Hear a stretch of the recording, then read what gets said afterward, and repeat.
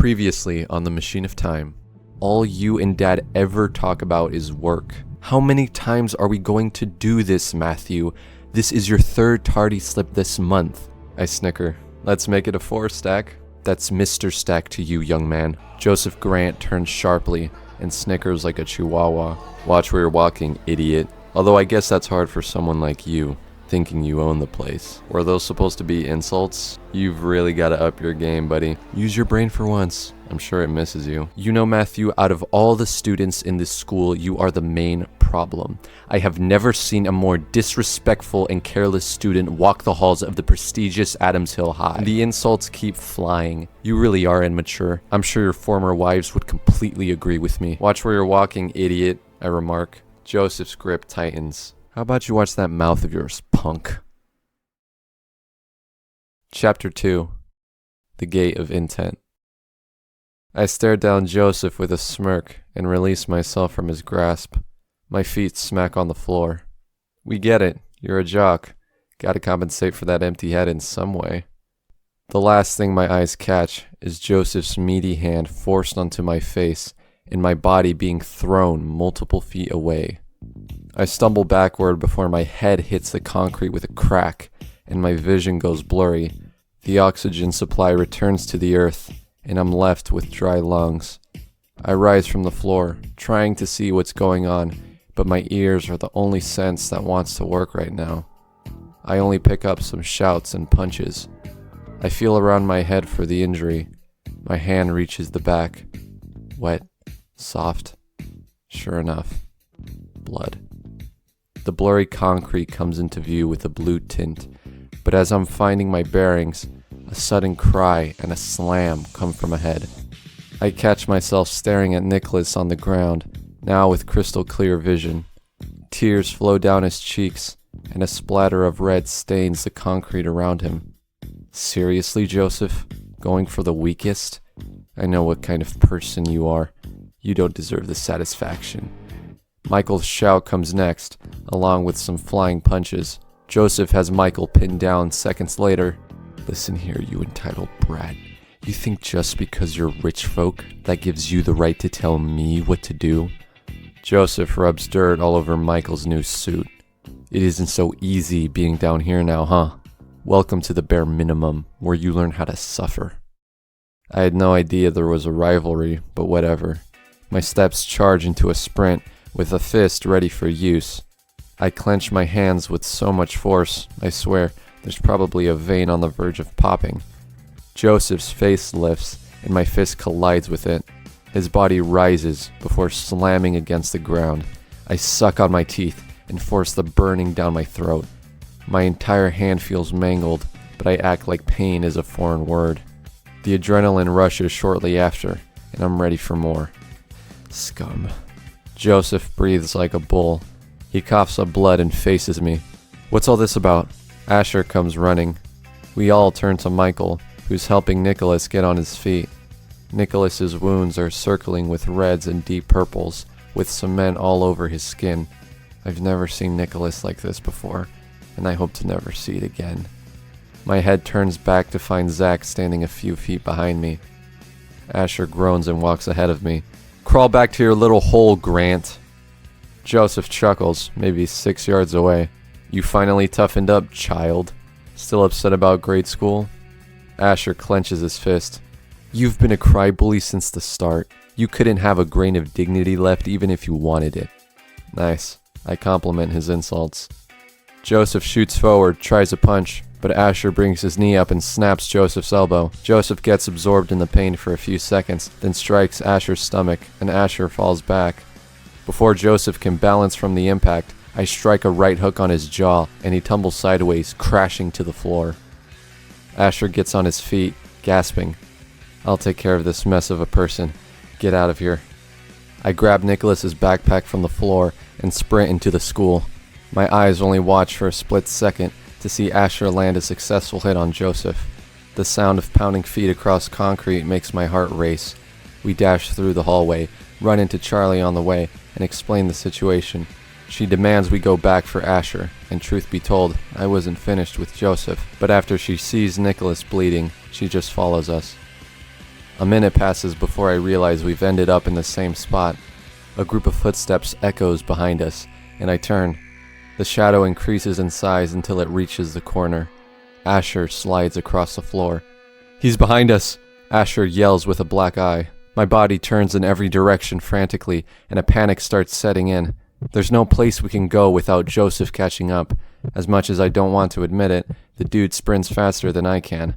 My eyes catch sight of this mysterious double door. A million thoughts speak their mind inside mine, but at the end of the day, what the heck, it looks interesting.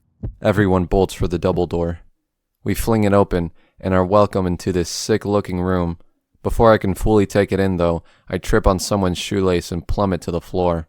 My head spins in every direction, so I puff up my face to relieve all the head trauma. Don't you think that's enough for one day? When my body brings itself up, everyone, including Asher, has their bodies pressed against the doors. That's when the crickets start. Maybe Joseph didn't see us enter the room? No, that wouldn't make sense. He was just behind us. The group releases their force from the door and lets their lungs start up again. "Are you okay, Nicholas?" Michael grabs his arms. Nicholas shakes like a chihuahua, but manages a nod. The life leaves Michael's eyes before he clenches his fists and walks into the dark hallway ahead. Speaking of which, dark hallway, one of my favorites. You could probably fit a couple of semi-trucks in here too. I rest my head on the wall and let myself slide down. A faint sparkling sound catches my attention. I turn my head to the wall and find that it's glowing. When my hands rub the floor, the same thing happens. We need to get our wounds taken care of before they cause an infection. Michael returns with watery eyes. What's up with him? Maybe it has to do with what happened to his sister, but, come on, Nicholas is doing just fine. In Matthew Alvarez terms, the guy merely got a scratch. Wish we could, but there's limited options with that jerk roaming outside. Asher sighs. Maybe we can find a way out of whatever this place is. Charlie walks into the hallway. Zach notices me playing with the floor. He bends down to observe the glowing material before his face shines with an idea. "Let me try something." Zach giggles. He starts stomping vigorously, going at the floor with full force until the room begins to light up. I laugh in pure excitement. What the heck did we just find? "It's triggered by energy," Michael notes. "And friction." Nicholas brushes the walls. He walks over with black powder covering his fingers. When I blow on them, the powder frizzles into a glowing cyan. The second the cyan powder taps the floor, the hallway ahead shifts like a Rubik's Cube. Our eyes watch with marvel as the whole thing happens. A rough click opens up multiple doors across the hallway. It's still dark, but now a line of cyan runs across every edge of the room, so we're able to tell where we're going. I whoop at the top of my lungs, spinning around, feeling the walls, blowing more black powder into cyan, and exploring the available rooms. Please don't be a dream. Please don't be a dream. There's definitely some kind of sick technology that makes it all work. Maybe we can figure it out. I peek inside one of the rooms. It looks like a classroom, with lots of translucent cyan desks, and a big one at the front with a board. It's when I approach the board that I notice some kind of weird text. The language is all jagged and violent, though. I tilt my head, trying to figure it out. "Hey, Michael, you're learning Russian or something. What does this say?" I call over, and he walks into the room to observe the text. He focuses on it. "I've never seen a language like this before. It seems cryptic." "Maybe we can find a decoder or a translator." I brighten up. Michael nods before Zach's pig squeal steals the show. I chuckle as everyone heads into Zach's room. His finger shivers as it points to a floating pen. The thing looks like it could be worth thousands. Michael could probably afford it, his dad owning Clark Construction and all. "I only touched it once." Zach backs away from the pen, then mutters the second part of the joke. "Is it a hologram?" I reach for it. The pen glitches with a scream before sticking to my hand. I try whipping it off, but it's like glue. The pen makes a windy sound before it becomes a solid object and drops into my hand. I inspect every inch of the pen in awe. It's got a small opening, probably to put ink inside. I try scratching it on a surface, but it does nothing. Out of ink, I mutter before shoving it into my pocket. What, you think I'm leaving this sucker behind? No shot. Charlie puts her hand on the doorway. Are we still going down the haunted house or what? I agree before the group bounces outside the room. We've walked about halfway through the semi-truck hallway, which, by the way, is surprisingly humid, when a narrow passageway at the end catches my eye. I guess it was too dark for me to see it before. With these cyan lights guiding towards the passageway, it's practically begging us to check it out, and I'm not missing my opportunity to see more. Who knows what other sick creations could be on the other side. We shouldn't be going down here. What if we find something harmful? Nicholas mutters. Zach whips out his phone, flicks the light under his face, and puts on a smooth narrator voice. Boo! It's the IRS, and we couldn't help but notice your $28,000 in unpaid taxes. Nicholas grumbles. Let's just go back. Joseph might have left already. Give us a second. An odd sensation cuts me off. My head droops to find a soft object holding onto my foot. Zach directs the light at my leg to reveal a banner with the same cryptic language from earlier, just different letters. It starts to glow cyan and float before turning into a physical item. The language becomes English. Class of 1987. Asher reads. This was an old school. I take in the hallway. It could be an extension, but that doesn't explain the odd physics. Michael says, whoever made this place could be hiding something. Charlie shrugs as she comforts Nicholas. Hiding only the biggest attraction of this century. A roller coaster couldn't give me this much excitement. I chuckle, then return my course to the passageway that's filled with tape. Yellow police tape. Always a good sign. Zach grins before he examines the multiple lines that read danger. Zach snorts and laughs. That's a funny way of spelling welcome. Either you guys are crazy or this weird language is the easiest thing to master. I chuckle as my hands slash through the lines of police tape, and the long corridor of mystery is fully displayed. A haunting hum waves through the passageway and trickles up my spine. This is what I'm talking about. I'm with Nicholas. This place is cool, but we're going too far. We should get our injuries patched up. Charlie breaks my awe. Michael nods. This could be government property and we are currently interfering with it. Only the more reason to find out. There's definitely some juicy conspiracy just waiting for our grubby little hands. My excitement returns, and Michael drops a glare. Come on, Mike. Honestly, how many times have you followed our lead and gotten a smidge hurt? Zach pinches his fingers. Michael sighs as a list basically flops out of his brain and into his hands. The baby alligator incident. The Cops, Donuts, and Bridge incident. The balloon toupee takeoff incident. The spicy contest in the Arizona desert incident. That was one time. Each of those, I mean. Zach says before clearing his throat like a bouncer. Michael wasn't there for the second spicy contest, I chuckle. Which I still won, by the way. Zach coughs over his shoulder. Sore loser. Never get anything. Here, let's check it out really quick. If there's nothing, we'll dip out of here. Asher shrugs. Exactly. Just loosen up a little, Michael. I punch him on the shoulder and rip off the last piece of tape. Zach gasps before he drops the most serious tone I've ever heard him wear. Police tape sets off alarms when you rip them. Right. I walk into the passageway. My voice echoes back to them. It's either this or Gorilla Arms waiting outside for his dinner. They did not want to deal with the gorilla. Everyone follows close behind. Zach has the light under his chin again, clicking his eyes back and forth like those mechanical cats you see at Chinese restaurants. A short string of laughs follows before he becomes a clown, giggling manically and almost tripping with a faceplant. That's what you get, I snicker. Zach replies with realistic turkey sounds and a shaking fist like a pirate. This is so exciting, an infinite dark hallway. Asher chuckles somewhere behind me. My favorite part was when we walked. Zach goes with it. The part where we had to shine our flashlights. Asher continues, and Zach ululates, "Oh, that was a good one," in a grandpa's voice. 2 minutes must have passed before my steps took me to the end of the passageway. There's an open door with scratches, tally marks, and more cryptic text. And the ambience? Almost like I'm underwater. We walk through the door, and a small slope takes us into a room with dirt as the ground. Chunks of concrete rest everywhere, and a soft light is above, pointing to something that isn't there. I wonder if the friction powers the light, because it doesn't look like this joint has any electricity. But at the end of the day, it's just a giant empty room. Whoever created this place must not use it anymore, but they were definitely hiding a secret. I sigh and give up. That was a waste of time. And as if it got offended, the room started to rage with an earthquake.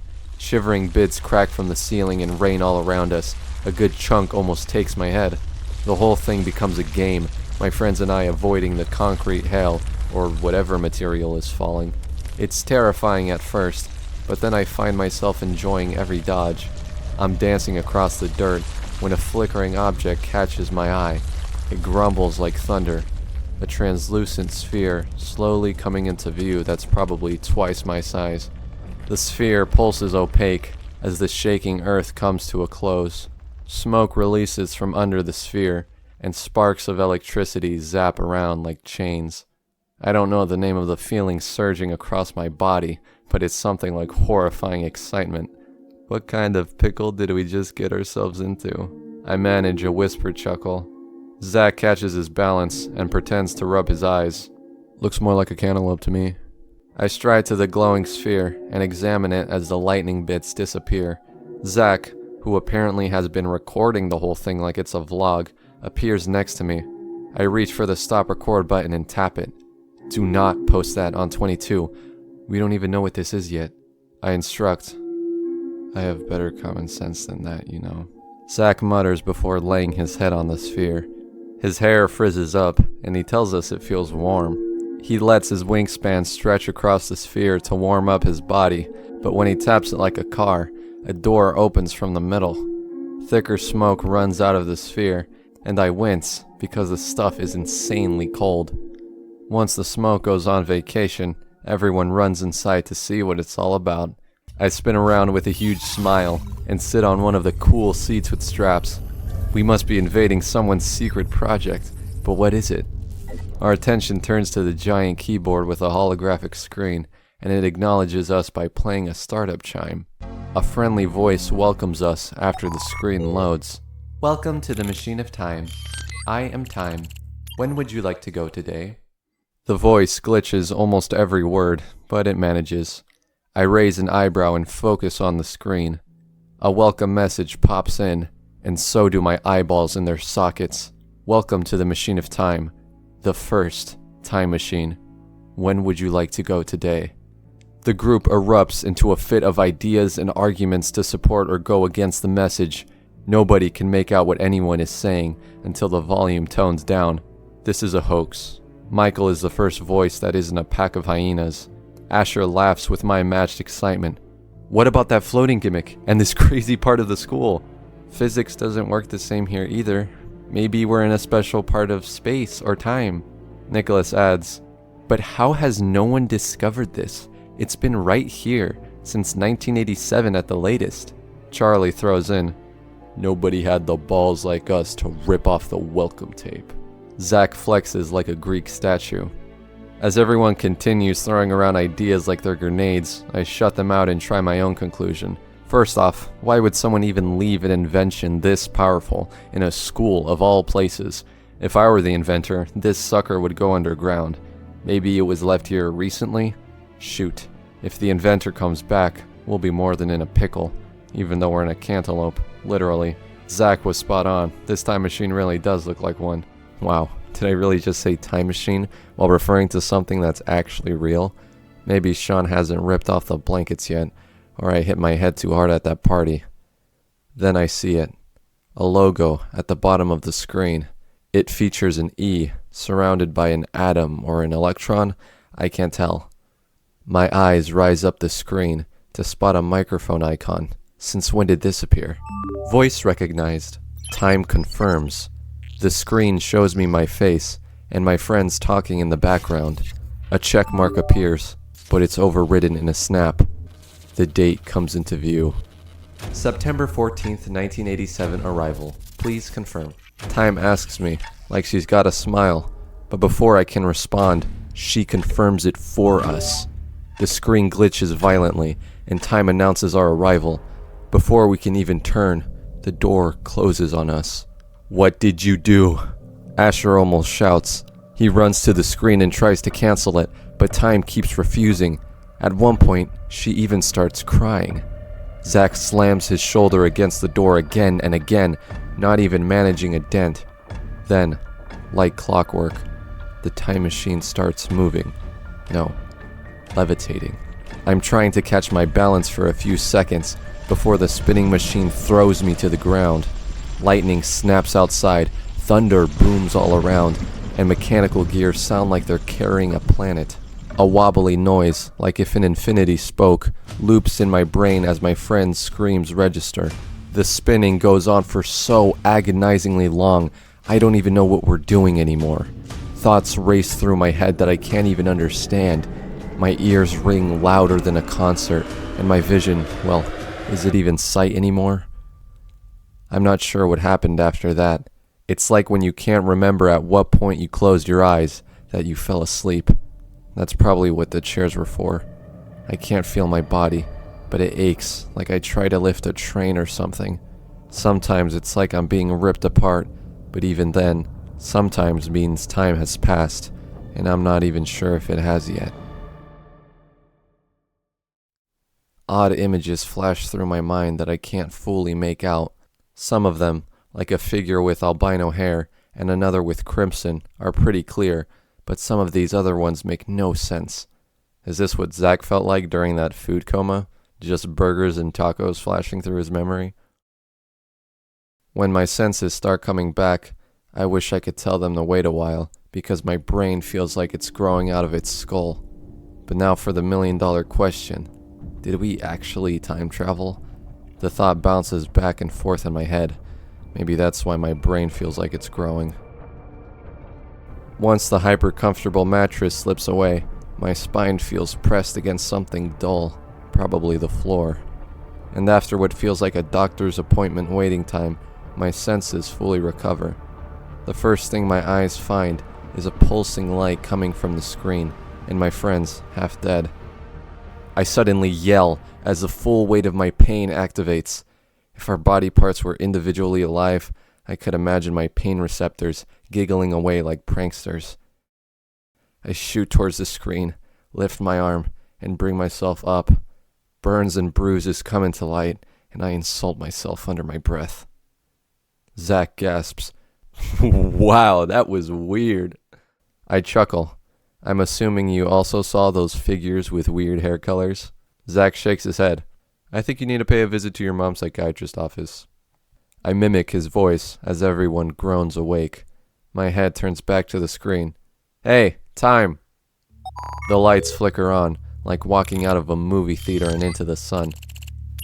What can I do for you? I squint sharply. Where are we? The correct question would be, when are we? Time replies. Displayed on the screen is the date September 14th, 1987. Zach stretches, and every bone in his body cracks. Time, he was asking you a serious question. Zach deadpans before he giggles. Time processes that, and continues. The machine of time requires an obscure resource to travel between time. This is called infinium. You will need infinium to make another time jump. My skin lights a cold, and I start shaking. Maybe there's a part of me that thinks this is legit. As for everyone else, well, some of my friends seem calm at least. Zach knocks on the door like a prince, and it opens at his heart's content. We're in the same dirt place, which gives me some relief, but not an answer. Ladies first. Asher turns to Charlie. Oh, now you're a gentleman. Asher chuckles. Don't worry, I'll go first. Famous last words. Zach whispers over. We follow close behind, but it's the same dark hallway as before, with broken concrete waiting for us to trip on. I'm starting to think this is an elaborate prank. Maybe there's someone controlling all the moving walls, and we're actually in someone's science project, If that's the case, they gotta get better at not injuring their unsuspecting volunteers. Seriously, these burns feel like fresh coals. We're nearing the end of the hallway, but since Asher is in front, there isn't much to see. If it's the same semi-truck-sized room, then I'm expecting confetti, cameras, and a bunch of teachers. Maybe Wyatt was in on this. He's good at figuring things out or whatever. The group pops out of the corridor, and my head flies around the room. Sure enough, it's the same cyan-lit room with different physics. Charlie was right. It was a haunted house after all. Asher grins as we head for the exit. All right, which one of you created the machine of time just to scare us? Zach tries a Stack impression. I confess. Asher puts up his hands in defeat, and Zach gasps. I hope Joseph isn't waiting. Nicholas whispers as I put my hands on the doors. My hands push the doors open, and they hit the walls. So much for time travel. But as the words are leaving my mouth, my head lifts, and I realize I might just be wrong. My eyes shift across the room, where kids I don't recognize are wearing ridiculous outfits and speaking differently. The school flashes with a fresh coat of paint, and the hallway floor is actually glossy. Zach's finger launches across the room, and when my eyes follow, I spot the familiar banner that reads, Class of 1987. I take a second look at the students with their colorful, almost foreign outfits, how they have their hair done, and the conversations they're exchanging. My hands come into view, and the smile on my face only grows. We actually did it. How is this even possible? Who created a time machine? The thought of danger leaves my mind, and everything is put on hold for my rising excitement. How many people will get the chance to not only see, but explore the past like this? We could have the greatest adventure on our hands right now. I can't think of anything that could top this. And just when my thoughts reach the highest peak of the mountaintop, a familiar mountain heads our way. He stops in his tracks, observes our clothing, and raises an eyebrow at our jaws that are probably hitting the floor. I have never seen you six before. Are you the transfer students? The young Principal Stack questions. Hey, this is Jared Allen. If you want more episodes, please share this video with anyone who might be interested in a time travel comedy. It seriously helps a lot, and it shows me that you're enjoying the show. Thank you so much for listening. Join the Discord and look out for episode 2.